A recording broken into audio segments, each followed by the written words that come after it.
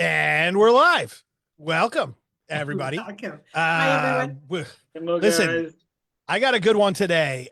We are ready to dive into global real estate investments, international real estate investments. So, what we thought we'd do is we'd bring on George Osorio. I think that's it. Rosario, yes. Osorio. I got it. He's a seasoned Keller Williams Alfa Porto agent based in Portugal, and he's got some insider strategies and things and tips on how he's navigated the global property markets. Um, whether you're looking to invest abroad or just want some more information about what it's like to invest into Portugal, he's your guy. So we thought we'd start with a couple of questions. First of all, we were just discussing the disgusting weather in Portugal right now. Um, I'm sitting in -7 degrees with 2 feet of snow outside. I'm hearing it's roughly what, 10 degrees there in Portugal? Whereabouts are you? Oh, you're muted. Got to unmute yourself. There you Hello, go. guys. Thank you. First of all, thank you for inviting me. Hello, everybody from the other side of the Atlantic. We had a song recently, Hello from the Other Side, Oh, something like yes. that. So the weather, let's move on. I don't want to make you jealous. Oh, come on. It's always nice to live Bad for vicariously through Portugal. people It's that bad for Portugal. It's good for Europe. It's amazing for Canada. We are in the 10 Celsius degrees, something like that. But it's snowing. well, I We're wouldn't complain about that. That's amazing. That's a good start to the conversation. So let's talk a little bit about your sort of background and your history. So currently you run one of the Keller Williams brokerages. You're a team lead there, if I'm not mistaken. No, I'm just a simple consultant. Consultant. Got it. Although I have been fortunate enough to be in the ALC and assisting in many sides of the franchisees in the Porto area. Got it. We are about 33 in all Portugal, and recently, sometime 1 year ago, one of the largest franchisees, Madeira Islands, actually bought a share of Porto. And more, 6 months ago, 8 months ago, and more recently, they bought a share of one Lisbon as well. So actually, now I belong to one of the groups, the largest Keller Williams groups with 3 market centers, and starting another one in Braga, That's a amazing. Wow, city that's great. half an hour drive north of Porto, a small city, but important city or town. And I'm a simple consultant, but working in one of the largest, surely the largest groups of Keller Williams franchises in Portugal. So So, talk to me about what the market is like for real estate in Portugal. So in Canada, we have a very specific system and very specific contractual system for selling and buying real estate. Talk to me a little bit about the ins and outs of what real estate transactions are like in Okay. Portugal. So we are the Portuguese, we are known for owning property. Statistically, 70% of the Portuguese we don't rent, we buy and we invest. So it's even more than everybody else in Europe, I'm assuming. I'm not sure about the statistics in America, North America, and in general. But when comparing to Europe, we can say that we have more property per head, per person, than the average European. So 70% of the Portuguese own property. Wow. And this is very good to start with, right? yes. And before, in my father's generation, we sold and bought 2 properties every lifetime. Now we are doubling that amount. So not only when we get married, we buy our first property, and then along our life, we would buy the second property, something like a upside or up or downgrade.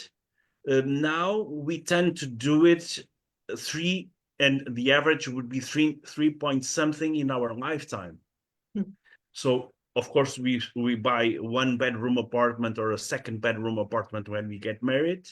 Then we would upside. Then we divorce and get a second downgrade.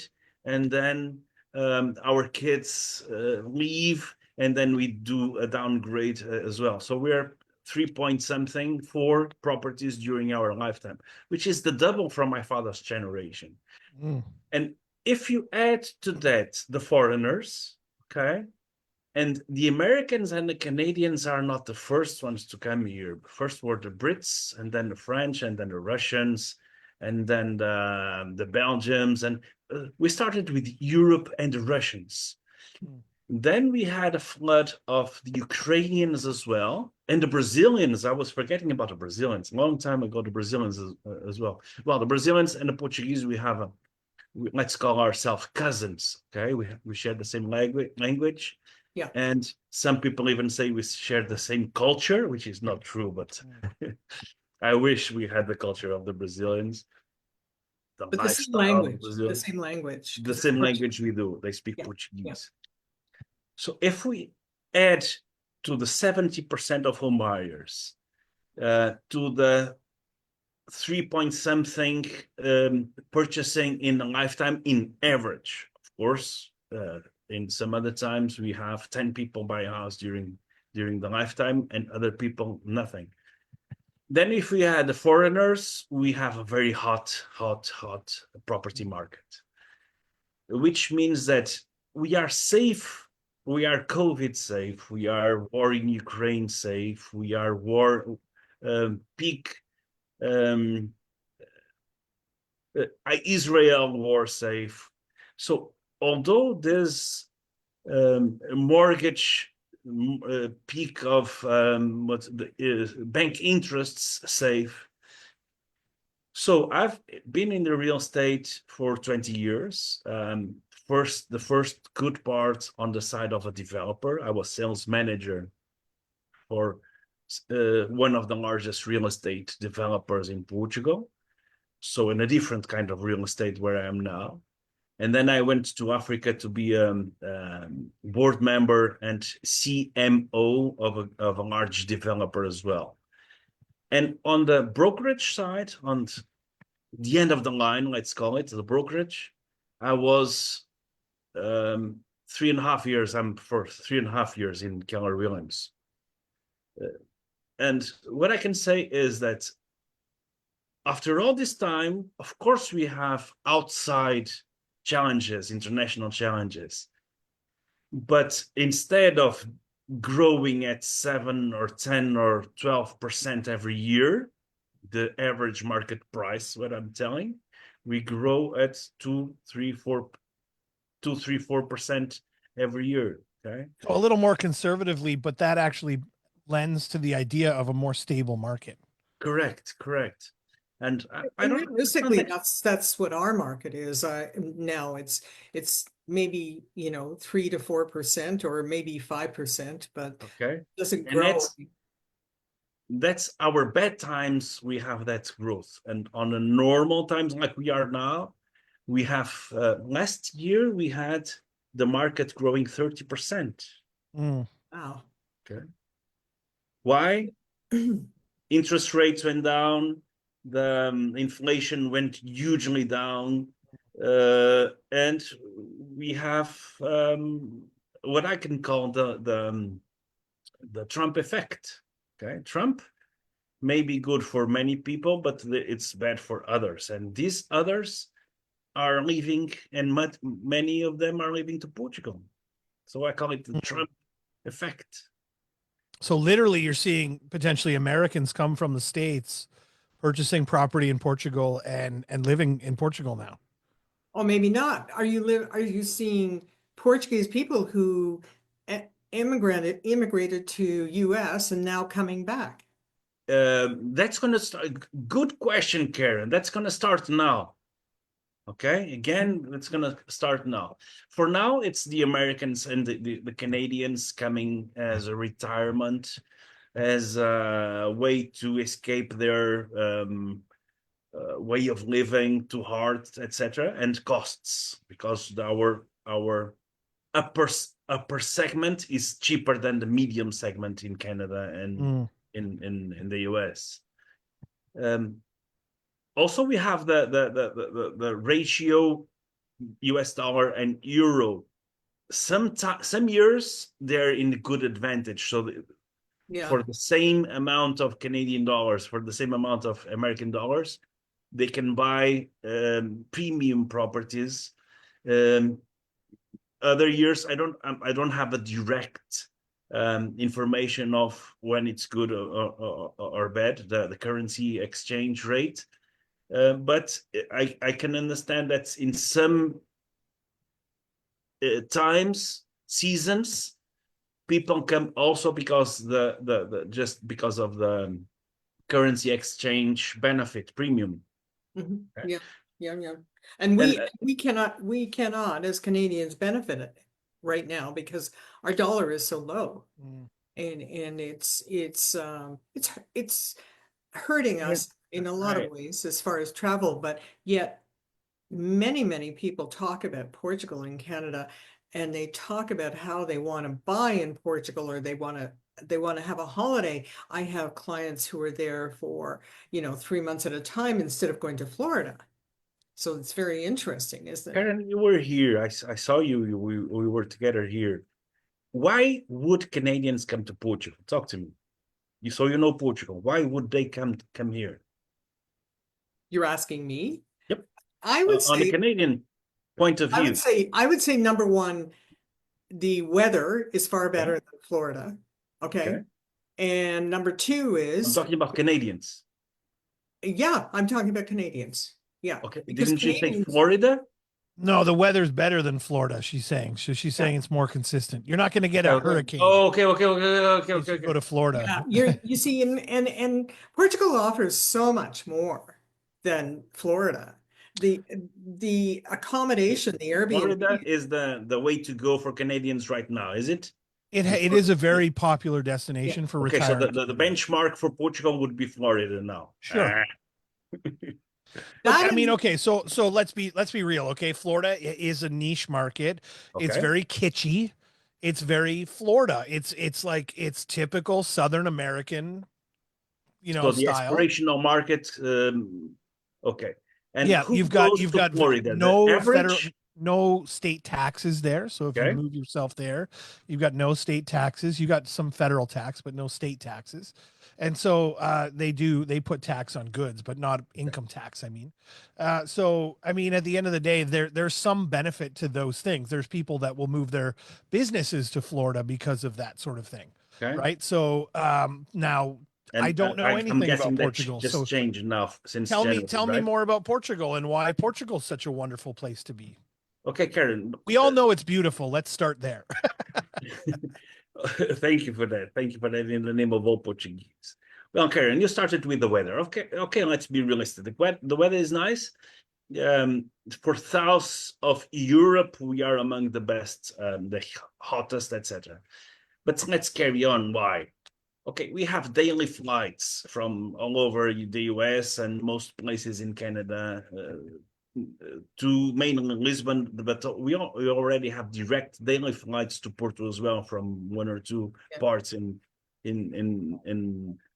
Canada. Daily flights mean that it's easy, okay? That it's we go almost in one day and come back on the other. If my family is in Canada and I am living in Porto, something happened with my father and I'm there on the next day. Okay, this is comfort.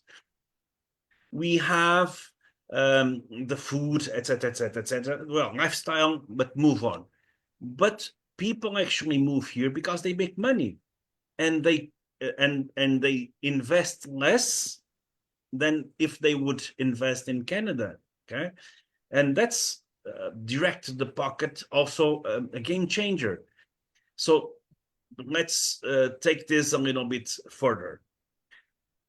People know that when they invest $100 in real estate in Portugal, being in Porto, in Lisbon, in the Algarve, or in nobody knows land, if they invest $1, they're going to get, when they liquidate that asset, when they go back, when they decide to change to China or wherever, they're going to get 1.x dollars, probably 1.9, $2 back. Okay, safety. And safety for life, again, lifestyle, but also safety for the investments. Most likely, if they want to liquidate that assets, if they want to opt out, sell, they're going to sell it in 2 months, 1 month, 3 months. Well, if they want to put the stupidly high price, they're going to sell it in 6 months. Yeah. Right? And if somehow they come to the conclusion, oh, I was greedy enough, let's go to the market price, and they will sell it in 1 month. Okay? Yeah. Yeah. They can transfer the money back to the US, back to Canada, back to wherever, with no legal challenge. They don't have to show documents. Well, to be honest with you, they have to show documents, the simple documents saying, I sold my house, so this is why I get the money. I was not robbing banks. I sold my house. Here's the document. Yeah, there's And no after money this- laundering. It's not money laundering. Correct. And we have a very strict anti-money laundering, okay? If you are doing dodgy things in Canada, don't come to Portugal. You're gonna have challenges, okay? We're talking about the normal real estate investment, and that's easy to transfer money in, open a bank account, transfer the money back. So safety, it's not lifestyle, but it's connected. If you have a NIF would be the tax number in Portugal, okay? And you own an asset here, you have the right to go to public hospitals, public schools. So you feel some sort of a back pain or whatever, and you just go to the hospital and you show your number. You don't even have to speak Portuguese. They will manage to get a doctor for you and a nurse who speak English or Chinese or whatever, okay? And do you have any idea how much they would cost you? Zero, okay? It's not cheap. It's zero cost on the public hospitals. You have your kids. Sorry, can you just reframe that? As long as you own an asset in Portugal, Yep. you don't have even access to to own the free public health. Yes, and you don't even have to own the assets. So free public health, which is good in comparing to the average of the European health system, okay? You also have for your kids or for yourself, if you want to go back to school, okay? Our university costs, if you want to come to Portugal and you go to a Portuguese university, the public schools, you would have to pay 1,000 euros per year, okay? Per university? Yeah, 1,000, let's call it. Go to the best ones, very difficult to get in. You are foreigner, you come to the top of the list, and you're going to pay 1,200 euros per year. Okay. So George, you have a lot of foreign students then in that? Yep. Yeah. Last time I saw the statistics where we were having,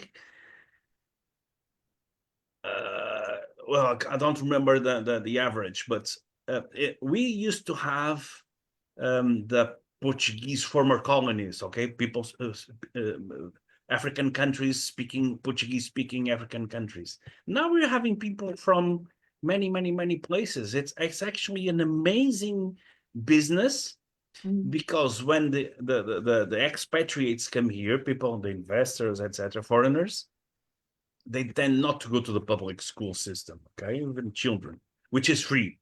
Okay, if in the university, it's the only where you pay a yearly fee, okay, propinas, we call them. Up to university, it's completely free. You pay the 20 euros every year for the school safety insurance. Okay, so it's 20 euros. Okay, even food in the schools, you pay 50 cents or 1 euro for every meal. Okay, so it's very cheap also for the food. But still, there's approximately, according to some of your educational and government websites, there's approximately 50,000 international students in Portugal. Amazing. That's quite a few.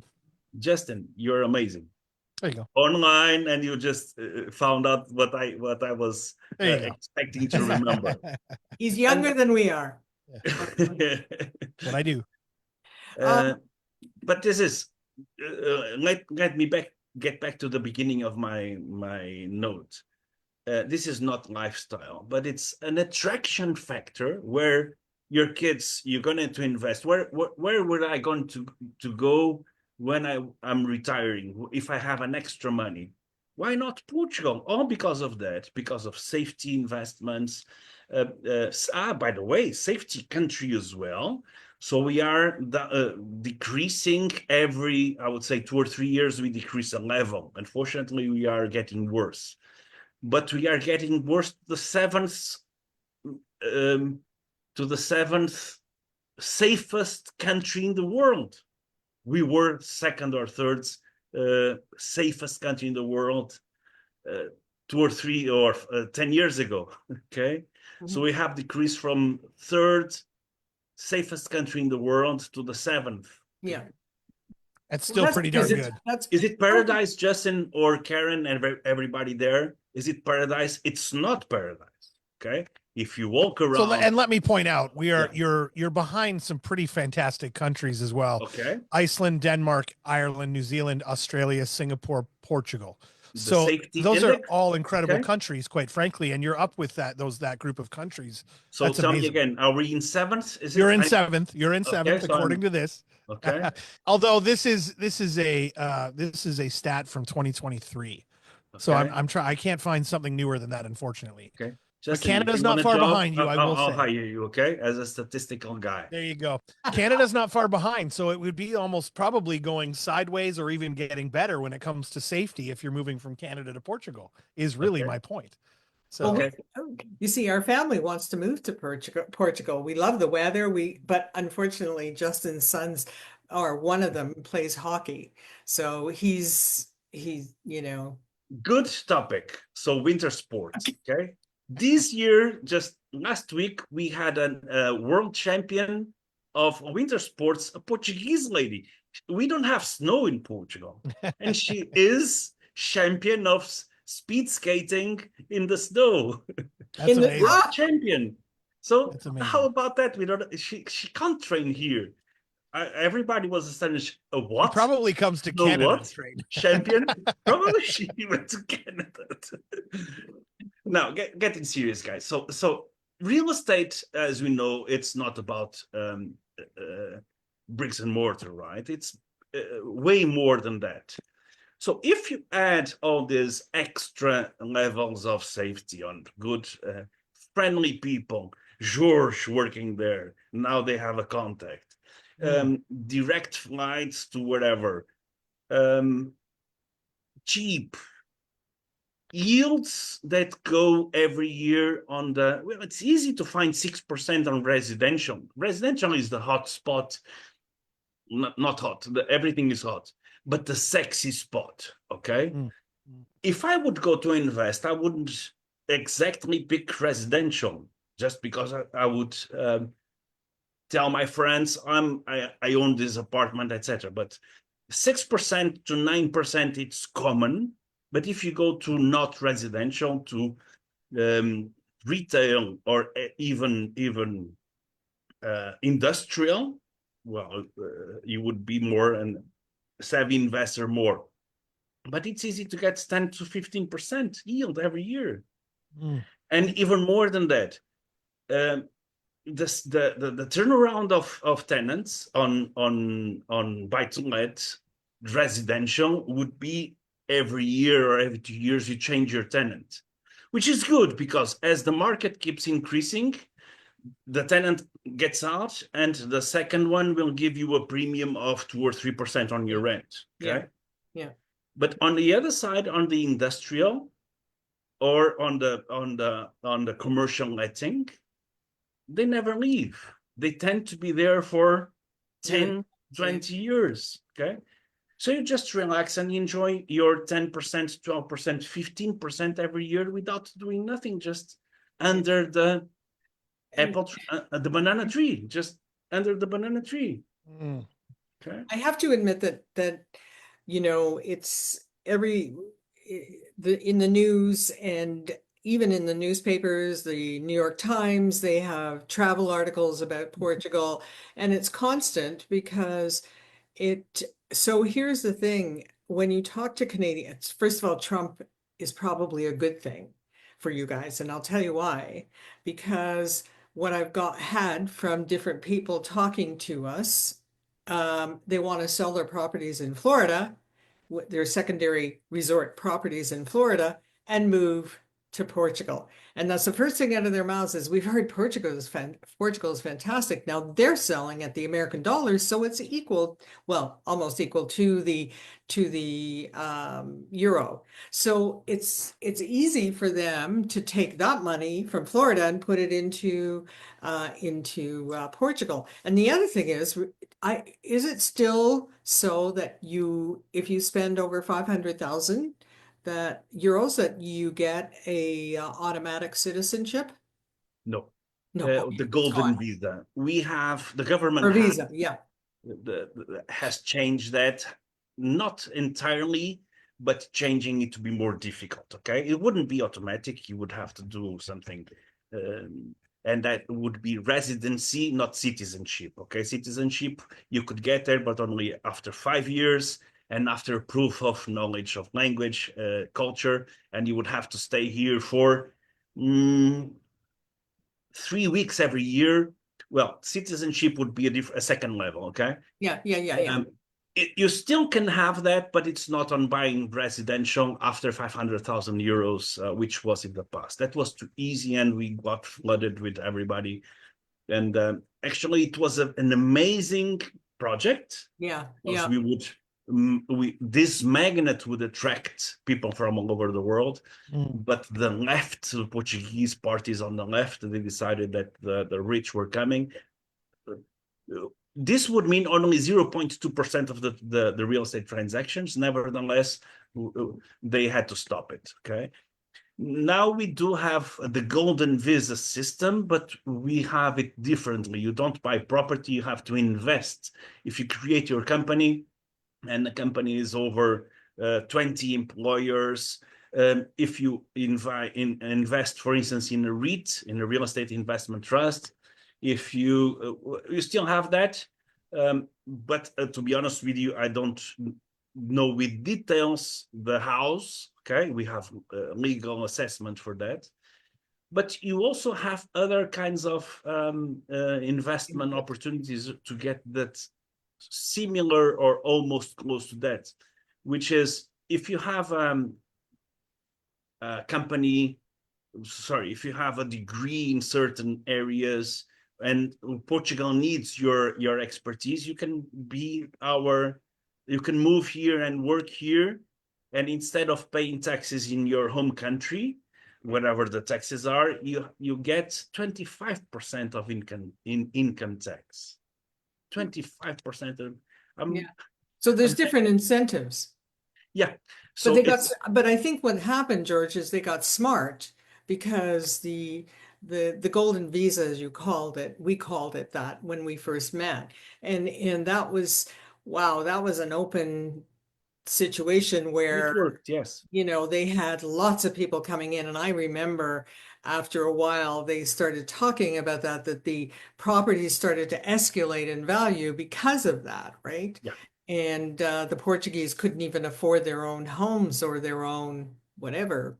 And so it got a little out of hand. And so that's when the government changed it, right? But Karen, that's statistic not accurate, okay? Oh, because okay. the price of the properties would go up anyways. Mm-hmm. Okay. And those 0.3% that actually bought properties over 500,000 euros, by the way, 500,000, it's a normal property. Okay. It's in the center of Porto and Lisbon. It's a 2-bedroom apartment. It costs that. So it was relatively easy.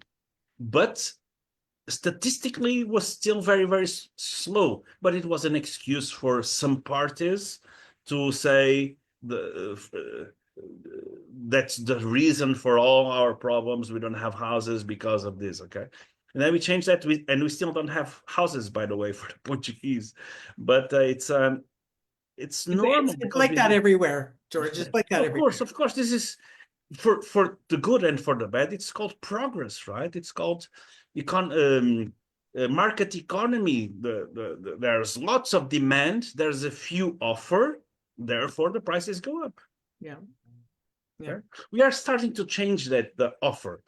Now we are seeing amazing developments, okay, from small, medium, and very large developments, where they are missed. So in the outskirts of the cities, and so we are getting the offer that we needed: new, good spots, good quality, eco-efficient, Yeah. and energy efficient. So we are getting there on the Yeah. offer. Yeah. Yeah. Justin, questions? I really don't. I think you've explained it very well. I was just looking through the golden visa requirements and such, and very interesting programming. I mean, you have to do a cultural investment and a few other things that relate to that, but it's a really interesting opportunity. And I will say, like, from an investment standpoint, investing in a place like Europe or Portugal, where, let's say your money's increasing at 5 to 10% a year, or even if it's 2%, all that money that you bring back to Canada, we're at $1.48. So, like, if you bring back $500, you're actually making $700 Canadian.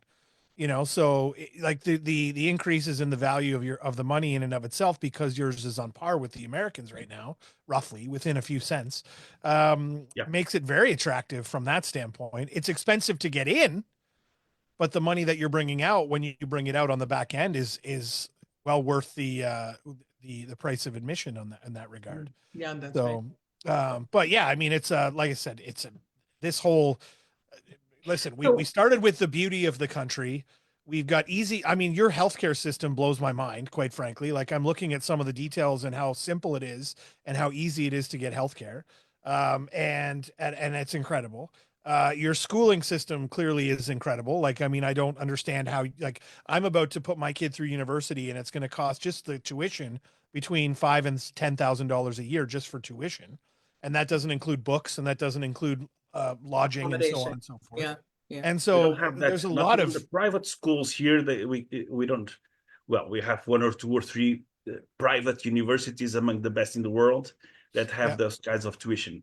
The normal ones, we don't pay. We don't even know what it is. yeah. I mean, it's a pretty incredible opportunity, even if you were going to send your child there to live in Portugal and have that opportunity to grow and go to university and go to school in Portugal. And I think there's so when I was 9, we traveled across Europe for a month. And I feel like I learned more about Europe and the world in that trip than I would have sitting in a classroom. So imagine taking my whole educational requirement in another country like that and learning about all the interesting different culture and whatnot across the Architecture. yeah, it's just incredible. So I History. love the idea of that, quite frankly. Yeah. And let me throw in another variable: the language. Well, if you go from Canada to London or whatever, you can't speak the language, right? Hang on, my wife's English, so relax. Easy. It takes 1 month to know the Brits accent. If you go to Spain, Italy, France, whatever, you can't speak English. They don't understand you, and you don't understand them. Actually, Right. Spanish don't speak English at all.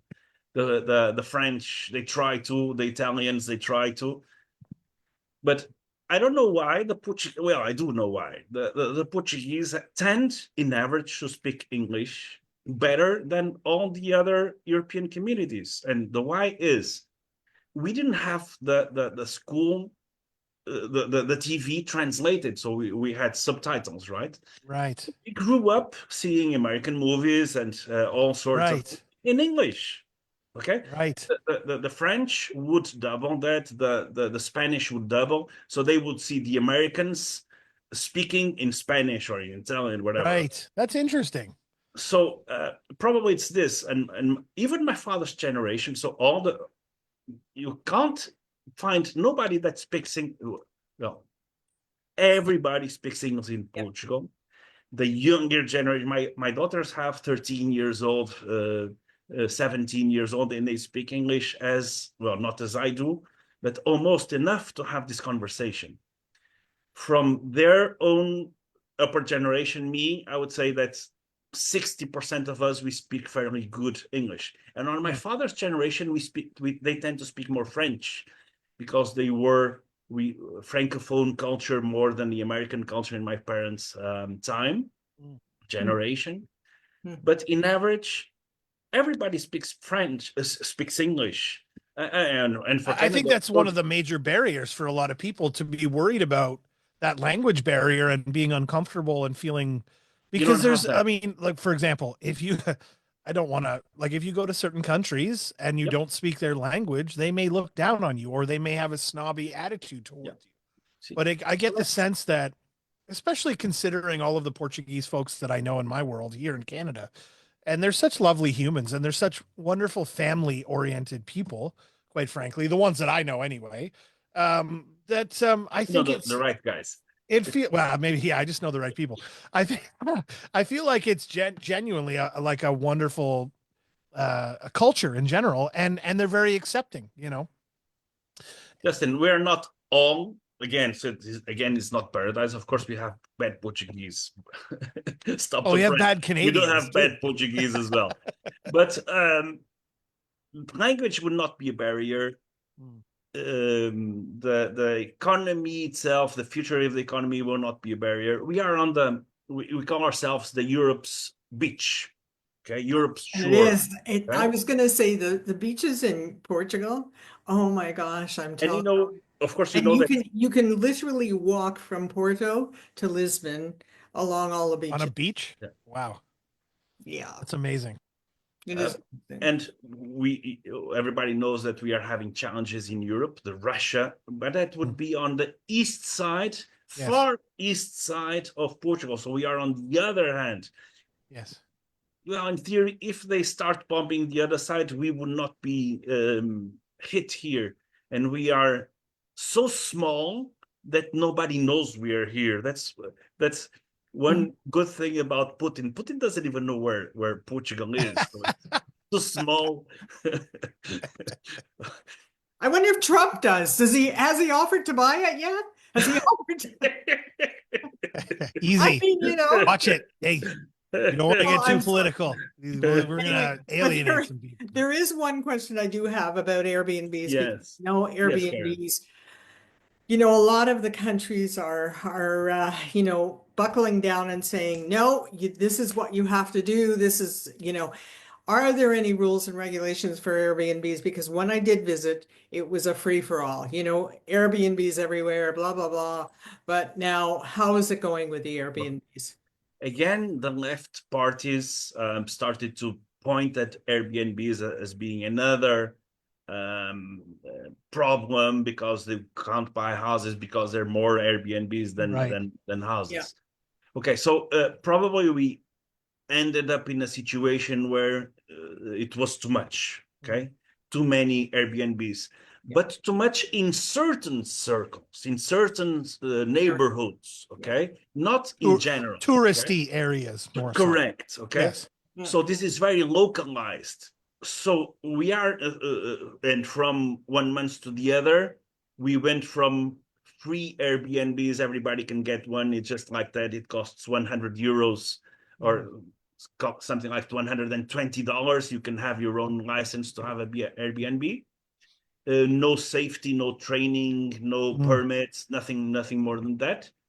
2, it's forbidden in all over Portugal's Airbnbs. It's forbidden for an X amount of months. Huh. Now, it was in the past. Then the government changed, and they went to the middle term. Right. Okay? And the middle term is in certain areas, and it's not centralized, the central government deciding anymore. They have shifted the power to decide to the municipalities, okay, local cities government, okay. Yes, yeah. So the mayor now decides if yes or no, and there are some areas in central Porto and central Lisbon that they said until April this year it's forbidden to add more Airbnbs license permits. but the existing ones, they can change owner, etc., etc. So it's a mid sense. And outside of these high demand areas, you can do whatever you want. Okay, I think it's a system that's it's fair. Yeah. Well, I mean, like anything, it has to change and it has to conform with the times, right? Because you can't have a whole bunch of empty places. If you have too many Airbnbs, you'll have just a whole bunch of empty places because there's so many Airbnbs. If you have, if you break, cut it down altogether, we're dealing with a situation. I just sold a house in a neighboring town or city a few kilometers away where it was, I don't know if you've heard of Niagara Falls. It's a very touristy Of town. course. They shut down the use of Airbnbs, and now you've got hundreds of Airbnbs on the MLS on the market for sale, and it's Yeah. it's It happened pummeling their here. market in a way that is not helpful. Yeah, it There, happened and here so as there's well. got to be a middle ground, and it's working with the people to be, when you bring tourism, you bring money. Correct. And when you have people, and when you allow people to invest that way, they bring their money to places. Money, employment. Yeah. Yes. But you also bring some challenges as well. Yes, of course. Okay. I mean, we've all heard of the parties and things that go on in these Airbnbs and stupidity like that. And we've had things in our city here where we've had big mansions down on the lake had Airbnbs in them, and the neighbors are complaining because there's beer bottles and drugs thrown all over their yards and things, and You who have knows the what's numbers? going on. But at the end of the day, I mean, I think there's a place for them. Yeah. We can't really go back. We can't uncrack or reclose the egg that we've cracked open, so we have to kind of deal with what we've got. And I like the idea of finding a middle ground to Correct. allow investors from all over the world or locally to invest and have those opportunities. That's just capitalism at its best, quite frankly. Correct. And this is where we So- are in the middle terms now. But Justin, again, statistically, Airbnbs were not a problem to our deficit housing. Right. Yes. Yeah, you understood. Yeah. Why? Again, statistically, Airbnbs are small. And Mm. before the tourism, and we can already call it mass tourism in certain areas of Porto and Lisbon, the historical centers. Before this, the houses were broken down. Nobody was living there anyways. Yeah, so that's an interesting point. So I have a question for you on that regard, because Italy has been quite famously selling houses for $1 or a Well, euro. yeah. Yeah. Is there anything like that going on in Portugal right now? No. None of that. No. Yeah, because I have a client that actually just purchased a place in Italy, and she's renovating it and making it something beautiful to these two places side by side. There's rules behind all of it. So there's none of that happening. But I don't think, No, it's again, not- it comes well, down to that- what that's is a, necessary. That's a marketing strategy, Yeah, right? yeah. But we have in rural Portugal, for 100,000 Canadian dollars, the dollars. Let's go for the American dollars because I don't have in my mind the translation to the Canadian ones. Okay, for $100,000, you can buy an amazing property. Not luxury, of course, but you can have your villa in rural Portugal, 2 hours drive from Porto or 3 hours drive from Lisbon. Okay, it's not €1, right? It's 100,000. And That's the still train really and the inexpensive. train, let me add to that, is the train system is excellent. So you don't have to get a car if you don't. Oh, You know what? At least we have some honesty. The train system That's is what we're good. looking for. Let's go for that. Not excellent, George, but you're good. not. Okay? It's a good train cooperating. system. It's a good. It needs some work. Let's That's it's all even right. more I love amazing it. It's now great. because actually train tickets, the monthly train tickets cost €20. And for €20, you can go 10 times a day, 20, 30 days a week, except on the bullet trains, on the fast trains from Right. Porto and Lisbon. So for €20 a month. That's cheap. Yeah. The passes around here to get back and forth to Toronto for commuters is not $20. I'll tell you that right now. So for that Oh, wait a amount, minute, because I'm a senior, I get a discount. Yeah. Oh, well, hey, Karen, excellent. are you a senior? I don't. Yeah. You're exaggerating. Listen, this has been a fascinating phone call, or a Q&A, I should say. It's not a phone call. We're on Zoom. And I'm really excited about this. As a matter of fact, I think what we're going to do is we're going to post some of George's information below in the chat. And if anybody has questions about investing in Portugal and wants to get in touch, by all means, I'm sure George will answer your questions for you. And or just reach out to us if you can't find that. We'll get you in connected Yeah, and figure for out sure. the connection there for sure, because this Yeah. is really cool. I This really is love what I this would suggest, opportunity and I that love the thought process behind it. So thanks for coming Yeah. on, and thanks for filling a gap last minute. We had a last minute cancellation, and George oh, was I kind was enough to plan come on. B. Huh. You were fully plan B, George. That's it. Okay. Sorry. We're booked until February. Yeah, At but the you end were of on top of February. the list of Plan B. That's good to know. So It's amazing talking to you. By the way, it's I think it's the third time we do something like this, Yeah, and it's yes. always very cool. amazing. And I always learn from you guys. Yeah, yeah. Thank you for this. Looking forward to having a ton of questions, and probably you can gather them together in areas, and we have a second or another we'll meeting figure it answering. out. We'll do what we got to do. We'll keep this train rolling, Yeah. even Thank if you, it's a guys. shitty train. So thank you everybody for chiming in, and we're going to end this session now, but see you next week. See ya. Q&A, 1 o'clock on Thursday. Bye. Bye, guys.